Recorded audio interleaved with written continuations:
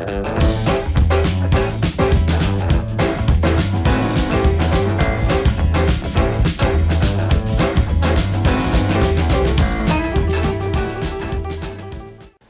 aí pessoal, tudo bem? Sejam bem-vindos a mais um vídeo aqui da Acrópole Revisitada. Eu sou o Luigi e hoje vou fazer uma resenha do livro Diário de um Presidente, As Aventuras de Jair na Ilha de Dilma, publicado pela Patuá em 2020. O escritor é o Hugo Pascottini Pernet.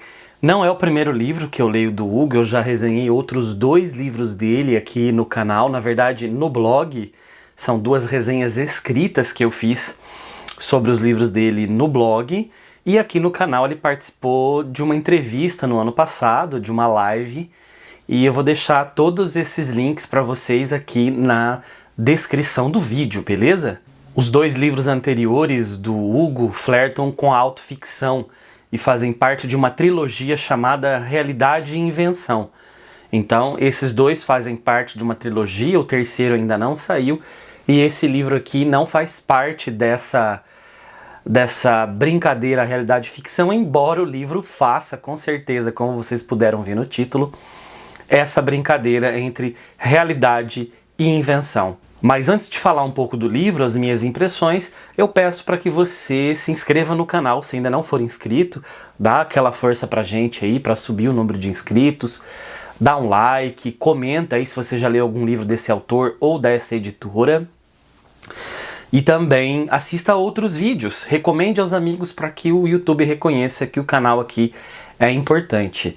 Você pode também me seguir nas redes sociais, vou deixar aqui as minhas redes sociais para você me seguir se você quiser.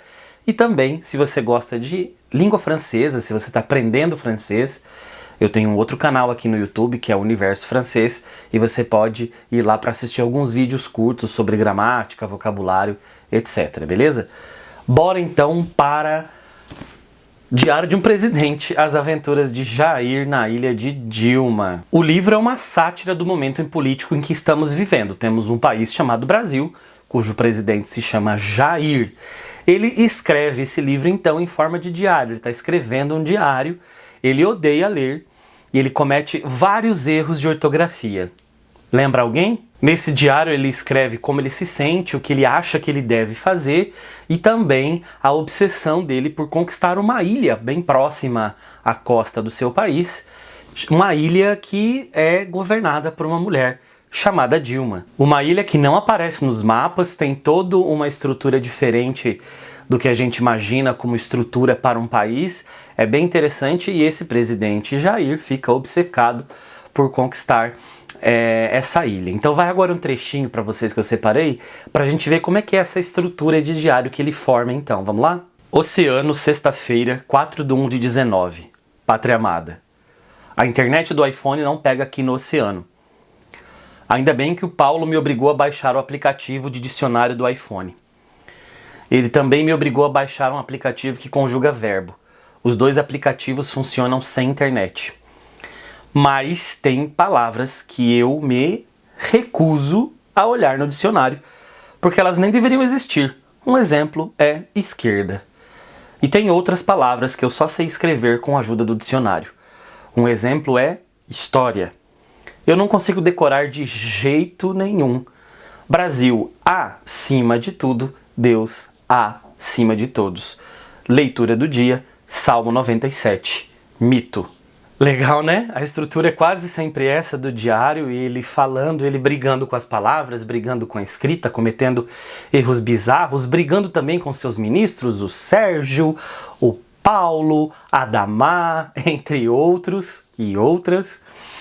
E ele sempre se considerando o chefe máximo de todos os tempos, se achando acima do bem e do mal, colocando seu jargão, se chamando de mito e terminando sempre com a sugestão da leitura de um salmo, uma das poucas coisas que ele se digna a ler. E esse presidente é um sujeito racista, machista, homofóbico, mima os filhos adultos como se eles fossem crianças, é estuprador da própria esposa, entre outras coisas horríveis. É evangélico, tem um louvor quase sexual pelos militares e pelo exército, tem um navio chamado 17 e tem essa obsessão por conquistar a ilha governada por uma mulher chamada Dilma. Gente, como é uma sátira, então você morre de rir em alguns momentos.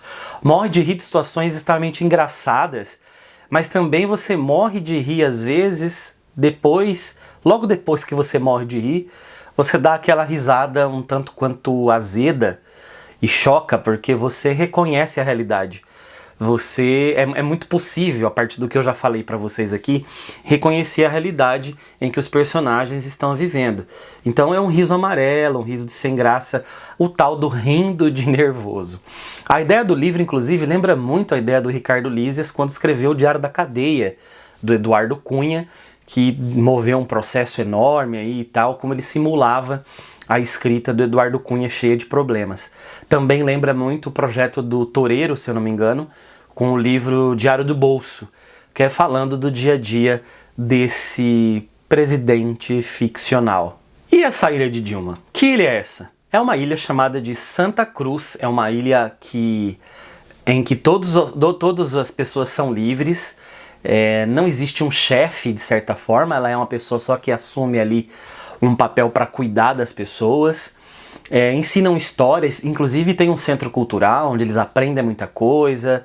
Então eles têm um comportamento quase que de povos nativos e com um conhecimento muito profundo sobre seu povo, sobre as coisas, sobre liberdade, sobre política, sobre organização estrutural. Eles são pessoas bastante avançadas. Vamos ler um trechinho agora para vocês terem uma ideia de como funciona essa ilha. Agora uma curiosidade. Pedro Álvares Cabral escolheu o nome para a nossa terra porque pensou que a ilha tivesse o formato de uma verdadeira cruz e não de uma estrela de 5 pontas. Por isso a ilha de Veracruz ficou sendo. Por que esse navegador não ficou na nossa ilha? Eu interrompi a mestre sem levantar o dedo ou pedir permissão para falar, ao que ela me respondeu. Isso é importante, Luiz, eu ia falar depois. Mas já que você perguntou, ela fez uma pequena pausa como quem vai iniciar um longo discurso. Pedro Álvares Cabral não ficou aqui porque achou nossa ilha muito pequena. Ele dizia que existiam outras ilhas maiores, que existiam terras do tamanho de países com mais especiarias, ouro. Disse que nossa terra era muito bonita, mas insignificante e pouco lucrava. Para quem prestou atenção aí no trecho, dá para reconhecer muitos símbolos, coisas aí, críticas indiretas, colocações em relação à nossa realidade, como o formato da ilha, o nome do menino que fez a pergunta, que inclusive é filho dessa mulher que governa a ilha, entre outras coisas. E ao longo do livro, inclusive, tem várias outras referências, falas que um presidente na vida real aí andou falando e que foram colocadas também dentro do livro. Então a gente reconhece muita coisa que está acontecendo aqui nessa narrativa. E a partir daqui, gente, não dá para contar muito, tá? Eles fazem várias viagens para a ilha, tentam abordar as pessoas da ilha, etc. É claro que vai dar algum problema em algum momento e vai haver algum confronto, né? O que eu posso dizer mais é que vai vir uma doença misteriosa da China chamada Covarde-17. Isso, o nome da doença é Covarde-17 e vai se espalhar por aí e o presidente vai achar que é apenas uma gripezinha e não vai cuidar da população, então a coisa vai sair de controle, né? Mas o que eu posso dizer assim, já que é tão dura, a gente às vezes vai pra literatura porque a gente quer fugir da realidade que é muito dura, né? Mas eu falo pra vocês, venham pra essa realidade que você vai ter aquela sensação de vingança. Sabe, quando você não consegue acabar com as maldades do mundo e você vê um filme que alguém vai lá e acaba com alguma coisa, essa sensação de dever cumprido no seu peito, você fala, é tipo assim, tipo um toma besta, já que a realidade não dá conta da presidência, então que a literatura ao menos dê conta. O livro é um pouquinho extenso, gente, né? Ele tem mais de 300 páginas, pode ver, é um livro mais grossinho assim, né? Mas eu falo pra vocês que é um livro bem dinâmico pra ler, tá? Em forma de diário, então ele é leve na estrutura, né? Ele é pesado na temática, mas é leve na estrutura e o Hugo escreve de um jeito muito compreensível, muito fácil. Isso não quer dizer que é um jeito ruim. Na verdade, ele coloca coisas ali que é preciso uma leitura e um conhecimento de muitas coisas para entender o que está passando ali, entender as referências, senão você não pega, né? Imagino, por exemplo, um estrangeiro, uma pessoa que não está muito ligada no que está acontecendo no país hoje em dia, talvez ela não pegue algumas referências. Então é por isso que é preciso ler com bastante atenção. Mas não é de agora que eu gosto do que o Hugo escreve, parabenizo o autor pelo livro e espero que o livro viaje muito por aí ainda e que não sofra nenhuma represália, né? A gente espera que não, porque isso aqui é uma obra de ficção e como arte ela deve ser muito respeitada, beleza? Se bem que nesse país hoje em dia quase nada é respeitado, não é mesmo? A vida das pessoas muito menos. E é isso, gente. Fico por aqui então, beleza? Se você já leu esse livro, se você leu alguma coisa do escritor, peço para que você escreva aqui nos comentários, tá bom? Você já leu algum outro livro que tem uma relação tão forte assim com a realidade política de um país? Também escreva aqui, beleza?